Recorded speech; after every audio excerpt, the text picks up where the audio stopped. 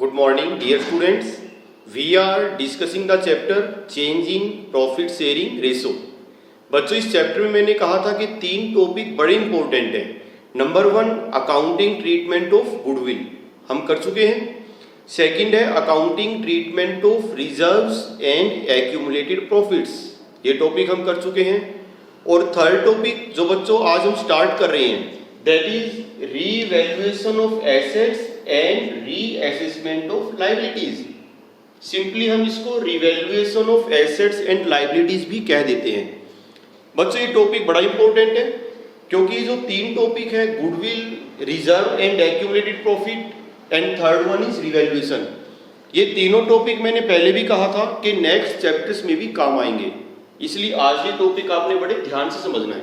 मैं कंसेप्ट समझा रहा हूँ, न्यूमेरिकल प्रैक्टिस आपने खुद करनी है और आप कर भी सकते हो अगर कंसेप्ट आपने ध्यान से समझी है तो.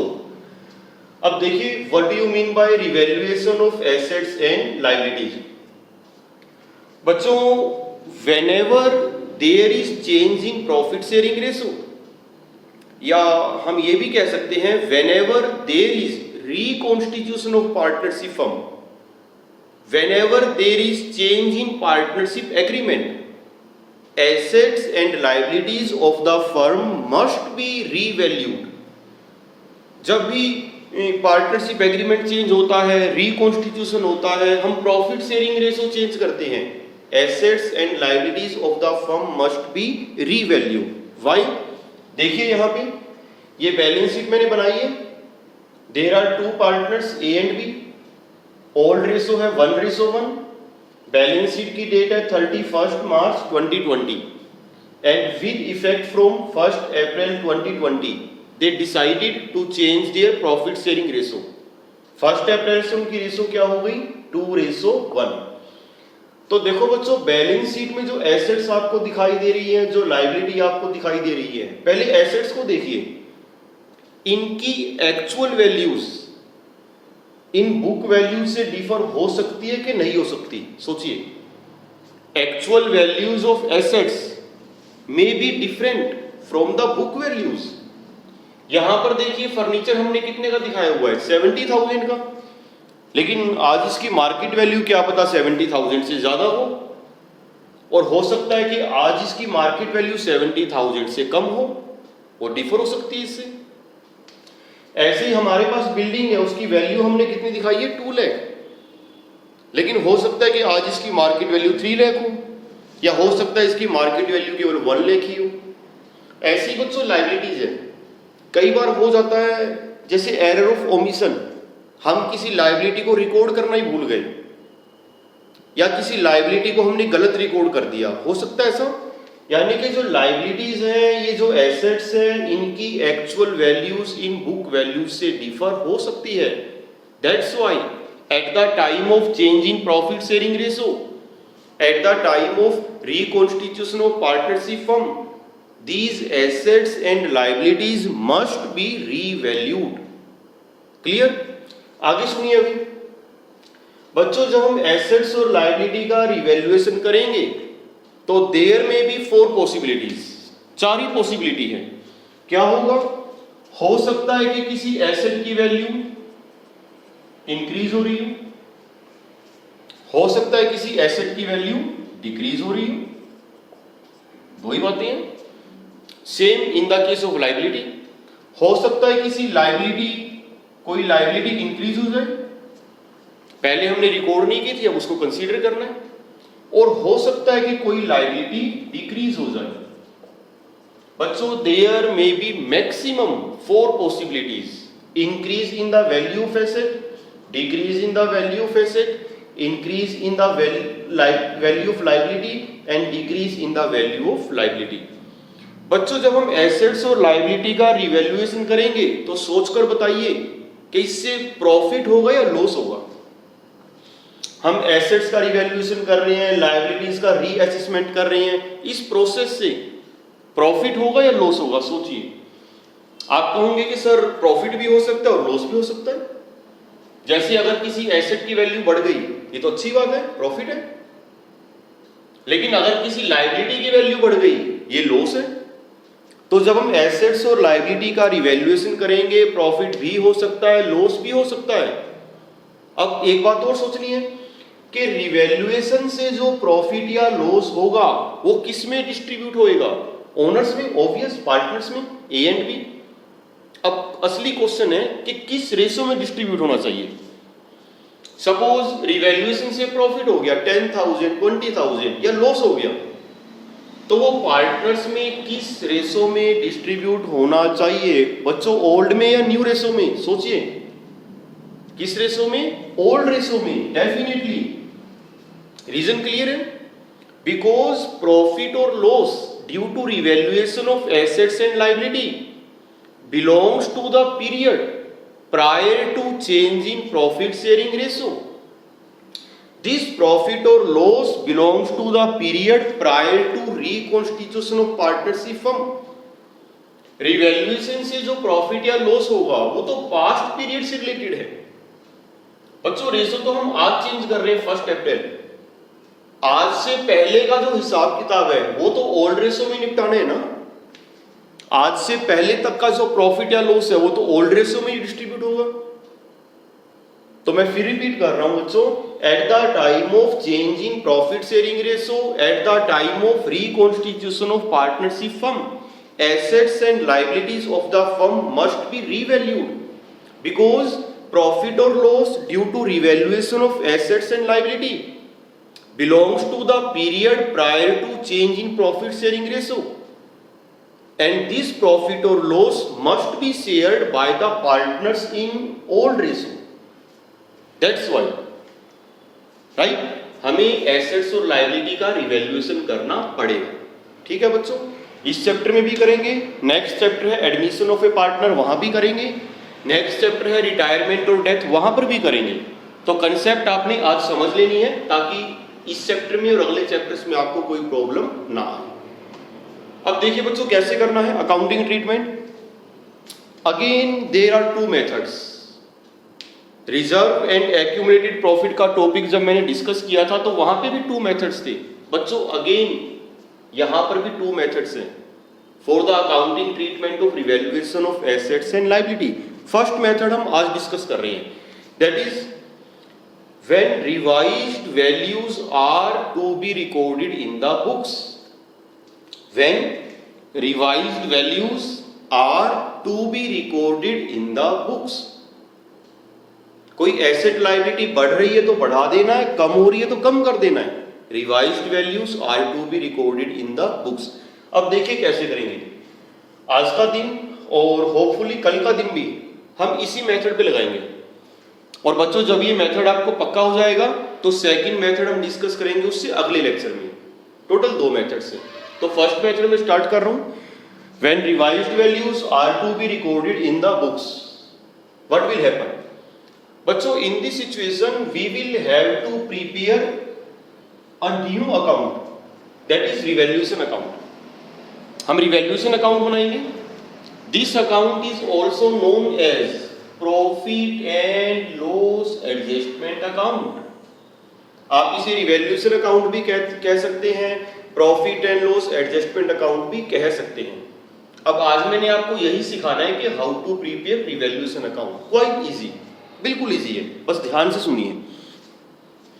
बच्चों, आपको पता ही है कि every account is divided into 2 sides, left debit, right credit, particulars amount, particulars and amount. अब बनाना कैसे है? मैं अभी आपको कह रहा था कि there may be maximum 4 possibilities. First possibility क्या है? देखिए क्या लिखा है मैंने, एसेट की वैल्यू इंक्रीज हो रही है, तो कैसे करेंगे? फर्स्ट पॉइंट,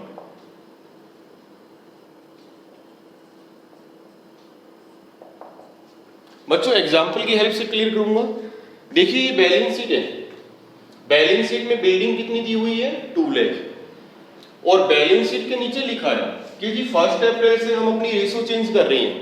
हमने बिल्डिंग का रिवैल्यूएशन किया और आज हमारी बिल्डिंग की जो वैल्यू है वो 250 है, 2.5 लाख। अब देखिए एसेट की वैल्यू इंक्रीज हुई है। यस, फर्स्ट पॉइंट, एसेट की वैल्यू क्या हो गई? इंक्रीज। बच्चों we will have to pass journal entries, सारा खेल जर्नल एंट्रीज का है।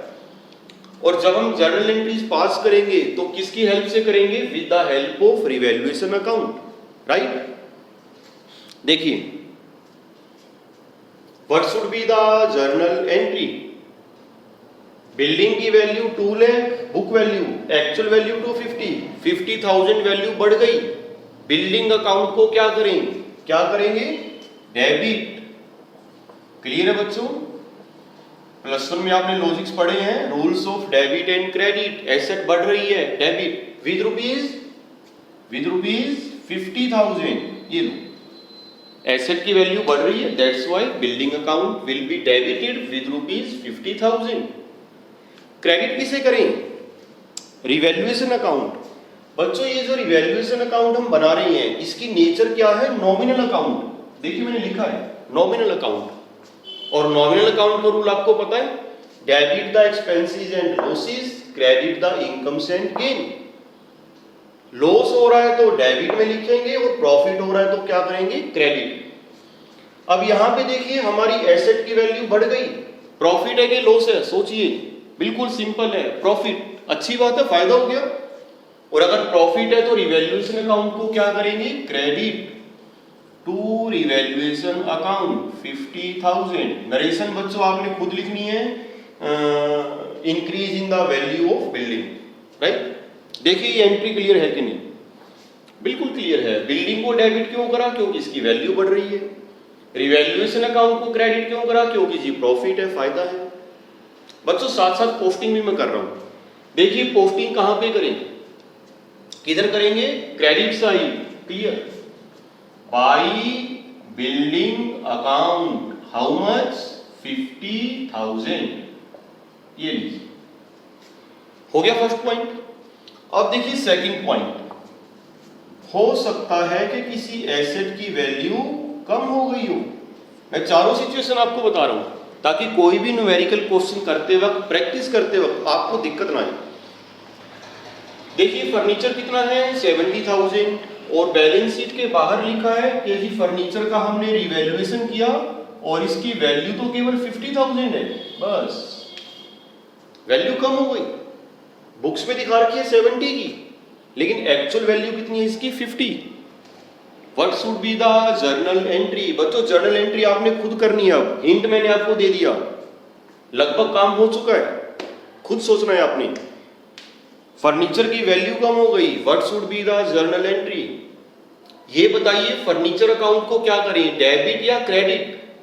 Credit to furniture account with rupees 20,000। Logic clear है?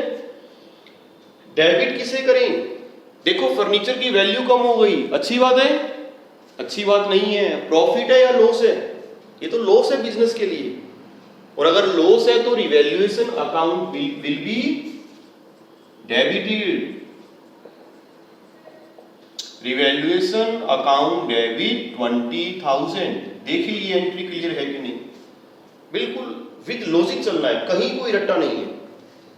और यही कारण है कि अकाउंटेंसी में मजा आता है, it's a logical subject. Logic के साथ चलेंगे, डेबिट करेंगे, क्रेडिट करेंगे, कहीं कुछ रटना नहीं है। क्लियर है बच्चों? पोस्टिंग देखो कहां करें? रिवैल्यूएशन अकाउंट की डेबिट साइड। क्या लिखेंगे? To furniture account how much? 20,000। ऐसे ना लिख देना कि to decrease in the value of furniture, ऐसे नहीं लिखना। क्या लिखना है? To furniture account.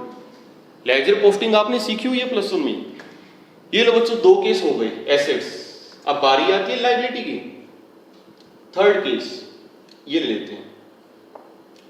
सपोज कोई लायबिलिटी इंक्रीज हो रही है, यहां पे क्रेडिटर्स है 50 और नीचे लिखा है कि जी हमने रीवैल्यूएशन किया, रीअसेसमेंट की, लेकिन ये तो 60 के हैं। हो सकता है कोई क्रेडिटर था, उसको हम रिकॉर्ड ही करना रह गया, वो अनरिकॉर्डेड। तो आज की डेट में क्रेडिटर्स कितने के हैं? 60।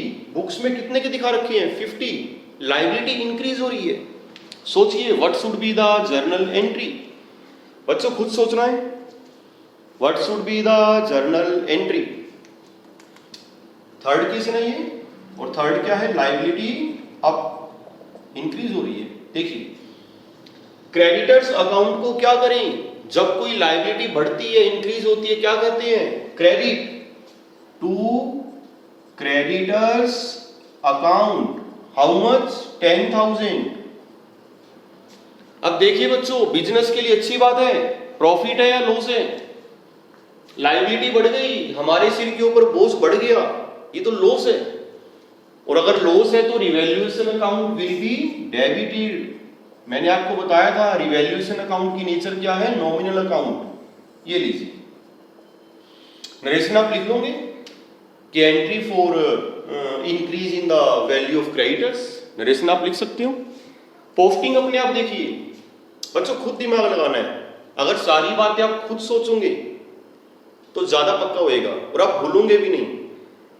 खुद सोचते रहो क्या एंट्री होएगी, कहां पोस्टिंग करें, मैं तो केवल हेल्प कर रहा हूं। देखिए पोस्टिंग कहां पे करें, रिवैल्यूएशन अकाउंट की डेबिट साइड। क्या लिखेंगे, to creditors account, how much, 10,000। And last case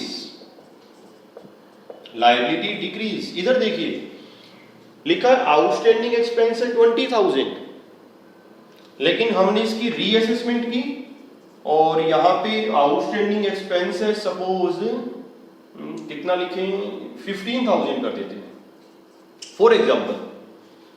क्या जी बुक्स में हमने 20 के दिखा रखे हैं, लेकिन वो गलत है, बीच में हमने कोई पेमेंट कर दी थी, उसको रिकॉर्ड नहीं किया।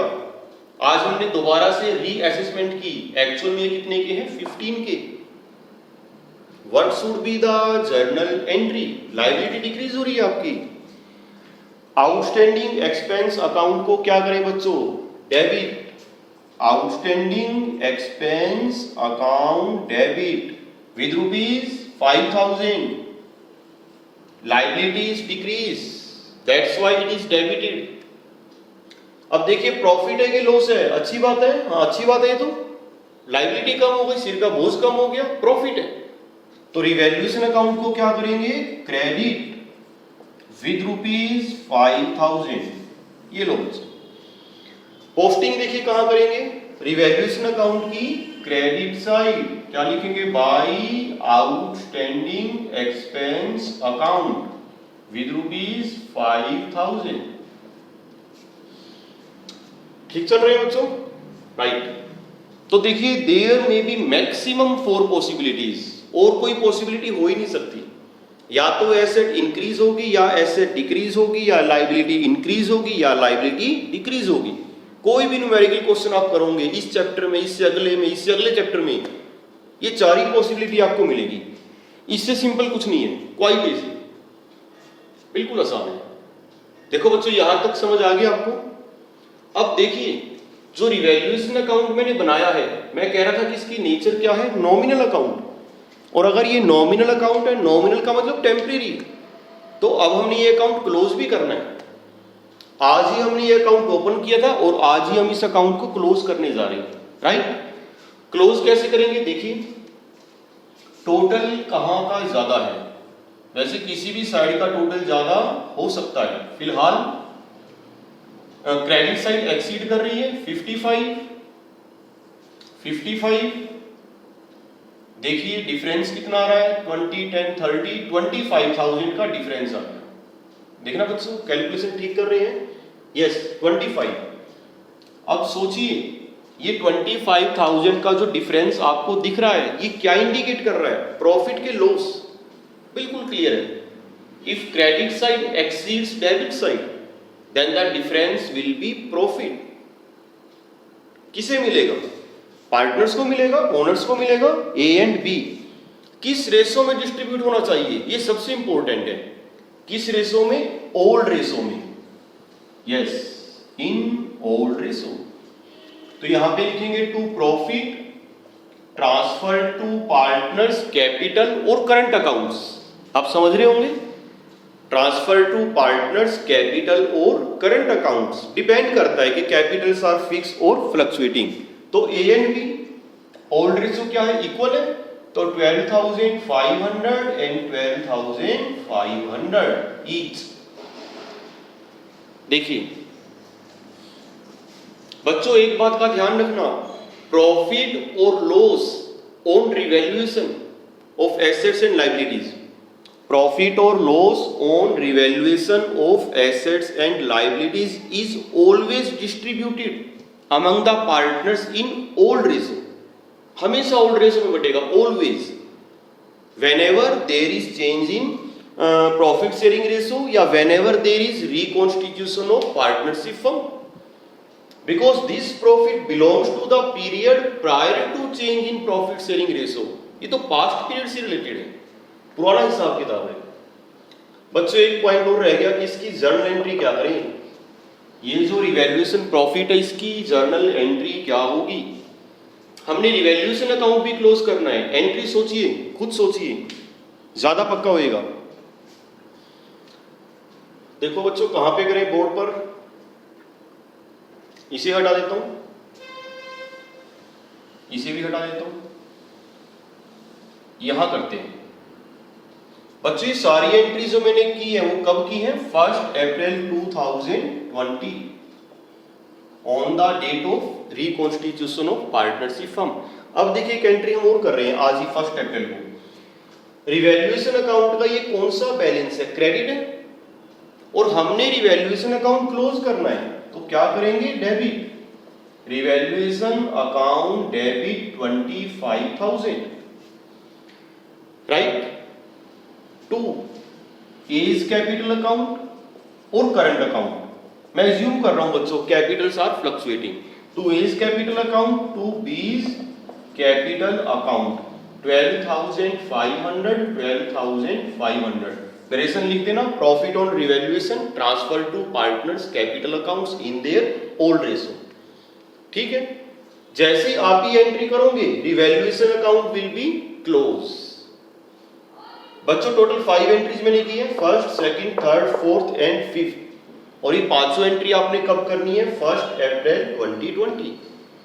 कैपिटल अकाउंट्स को क्रेडिट क्यों करा, समझ गए होंगे, प्रॉफिट उनको मिल रहा है, और प्रॉफिट जब उनको मिलेगा तो उनकी कैपिटल इंक्रीज होगी, that's why capital account is debited.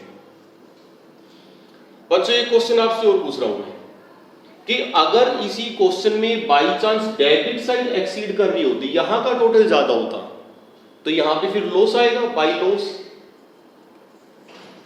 Profit है या लॉस है, ट्रांसफर करना है पार्टनर्स कैपिटल और current accounts in their old ratio. बच्चों सपोज यही क्वेश्चन है, लॉस आ गया, सोचिए what will be the journal entry, क्या जर्नल एंट्री होगी। लॉस के केस में जर्नल एंट्री इससे अपोजिट होगी, A's capital account debit, B's capital account debit, क्योंकि कैपिटल तो कम हो जाएगी लॉस के केस में, टू रिवैल्यूएशन अकाउंट हो सकता है। बच्चों एक बात और बता देता हूं लास्ट, कि रिवैल्यूएशन अकाउंट हमने बना लिया, जर्नल एंट्रीज हमने कर दी, ठीक है। अक्सर क्वेश्चन में कहा जाता है कि prepare new balance sheet of the firm या prepare balance sheet of the new firm, newly reconstituted firm, उसकी बैलेंस शीट बना के दिखाइए नई फर्म की। बच्चों अगर हम नई फर्म की बैलेंस शीट बना रहे हैं तो आप उसमें फर्नीचर कितने का दिखाओगे बताओ, मैंने अभी नीचे लिखा था, रब कर दिया। नई बैलेंस शीट में फर्नीचर 70 का नहीं आएगा, उसमें आएगा 50 का, क्योंकि 20 तो हमने कम कर दिया। बिल्डिंग जब आप दिखाओगे 2 लाख की नहीं दिखानी, बिल्डिंग आपने दिखानी है 250 की, क्योंकि इसकी वैल्यू हमने इंक्रीज कर दी, समझ रहे हो। क्रेडिटर्स 50 के थे, नीचे मैं भूल गया क्या लिखा था, हाँ इंक्रीज 60, क्रेडिटर्स आपने दिखानी 60 के, बढ़ गए थे, देखो मैंने बढ़ाए थे। और आउटस्टैंडिंग एक्सपेंस 20 की बजाय आपने दिखानी है 15 के। ये हमारा फर्स्ट मेथड है, revised values are to be recorded in the books. जो नई बैलेंस शीट आप बनाओगे उसमें एसेट्स और लायबिलिटी को आपने रिवाइज्ड वैल्यूज पर दिखाना है। वैल्यू बढ़ गई है तो बढ़ी हुई वैल्यू दिखानी है, और वैल्यू कम हो गई तो फिर कम वाली वैल्यू दिखानी है, राइट। तो this is all about revaluation of assets and reassessment of liability. बच्चों कल एक न्यूमेरिकल क्वेश्चन मैं आपको करवाऊंगा, और उस क्वेश्चन में जो 3 टॉपिक मैंने अभी तक इस चैप्टर में करवाए हैं, accounting treatment of goodwill, accounting treatment of reserve and surplus, accounting treatment of revaluation, वो सारे टॉपिक उसमें कवर होंगे। तो कल न्यूमेरिकली प्रैक्टिस करेंगे, और जो सेकंड मेथड है वो उससे नेक्स्ट लेक्चर में करेंगे। ठीक है बच्चों, स्क्रीनशॉट आप ले सकते हो। Thank you very much.